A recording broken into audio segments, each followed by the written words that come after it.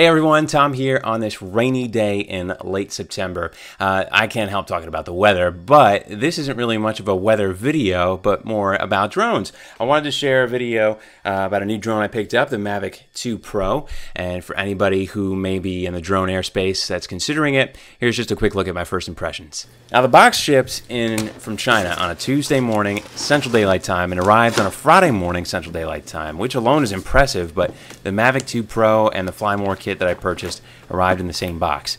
Now the packaging DJI puts together is top of the line, and everything comes in a neatly carved out container. Nothing appeared to be out of place or scratched or anything like that, but the one thing that was kind of odd was a very thin black spotty residue on the drone itself that really kind of just seemed to wipe away without a problem. But first steps first, all the stickers need to be peeled off and the batteries come unactivated and without any juice, so I did to plug the remote controller and all three batteries on the charging hub to be charged in sequence. This took about 4 to 5 hours to actually get done. I should mention that the remote controller does come with just a very little bit of juice, but it really didn't take a whole lot of time. It just was a matter of getting everything charged, and then by Friday evening I was ready to go. I even had a 128 gigabyte SanDisk SD card to put in. Go big or go home, right? But ultimately Saturday, once there was a break in the rain and the clouds were high enough off the ground to fly, I took the Mavic 2 Pro out to fly and finally give things a real test. Now it sounds a lot windier out there than it actually was, but I would say we probably had about sustained wind of about 10 miles per hour or so.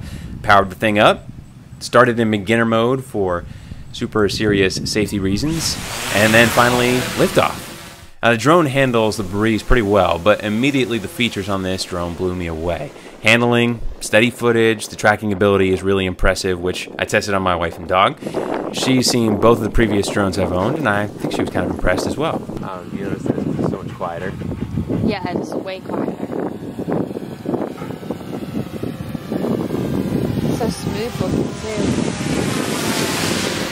Now, one of the things that DJI boasts about the Mavic 2 Pro is its omnidirectional sensing. And this is a feature that most drones don't have. While the Phantom 4 Pro has forward sensing, it has backward sensing, and a downward vision system, the Mavic 2 Pro has all that plus side sensors and an upward sensor. So ultimately, I think the real question here becomes, with all these features that are packed into this drone, which again boasts about a 31-minute flight time, is does that actually matter to a photographer? You got to be able to put a camera up in the air, so do you really care about all the features that come with it? If your goal is to actually get good footage, then maybe that's the only important thing. And I've actually heard and seen some videos here on YouTube that state that the camera isn't what DJI boasts that it is. So I've got to do some more research and more test footage on a day here without rain, which looks like it might not be for a while, and I'll post some of the footage as soon as I can. Talk to you next time.